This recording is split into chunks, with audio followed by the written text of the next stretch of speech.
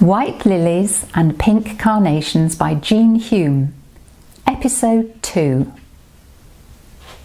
Millie stayed between jobs for the next month, sidestepping every conversation about work, or lying about it.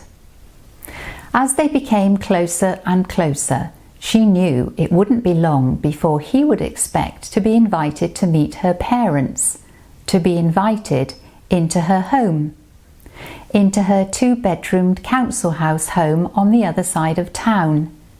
She'd googled his parents. She knew they lived on the posh side of town. How could she invite him back to her home? What would he think of her parents? Her dad worked on the production line at the car factory. She'd told Tom they were away on holiday, but they couldn't stay away forever.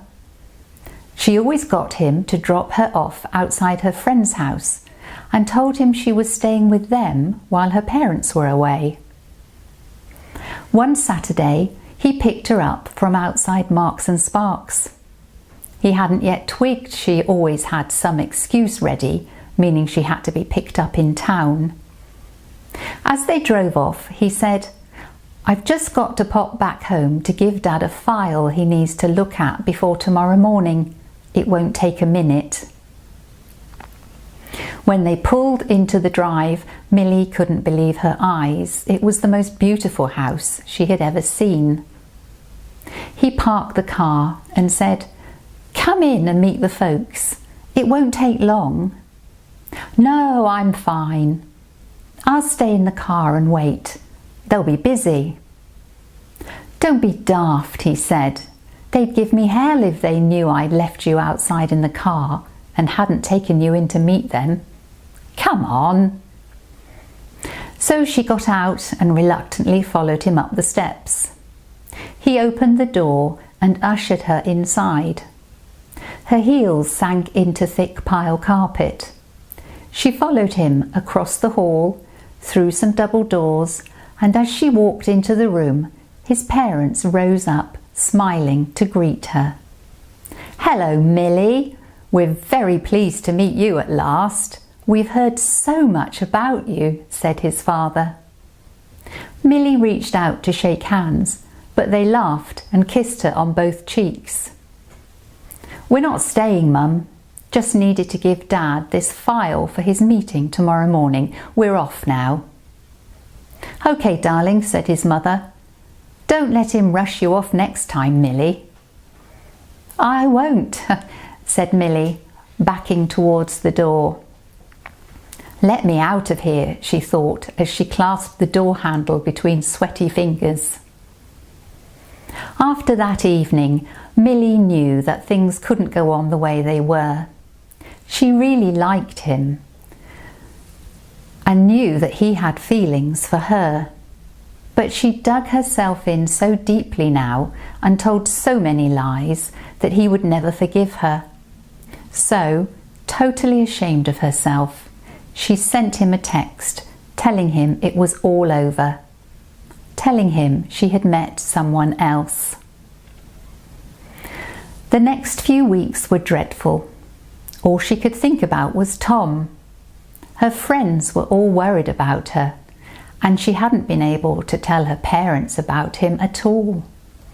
How could she tell them that she was ashamed of her own home? She hated herself. Then, one Saturday, while she was working in the florists, a young woman walked in.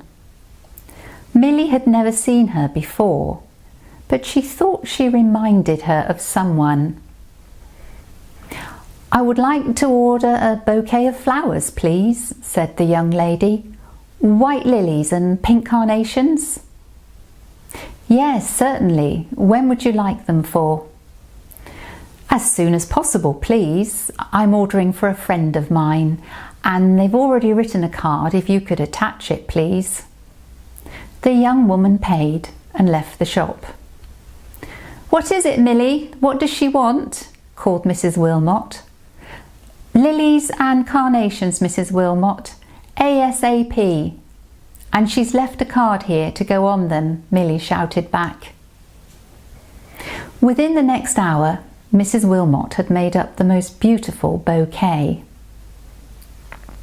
"Could you possibly deliver these for me, Milly? It's not very far away." "Of course, Mrs. Wilmot, I'll go now." Milly took the flowers and then looked at the address, and she frowned. "I think there's been some sort of mistake. The address says the Flower Shop, High Street. That's here." Then she looked up and saw Mrs. Wilmot smiling at her. "I'm sorry, Milly, but I'm afraid I told Tom the truth. I couldn't bear seeing you both so unhappy." Then Milly turned the card over and read, "Milly, I love you. I don't care where you live. Please come back to me. Tom."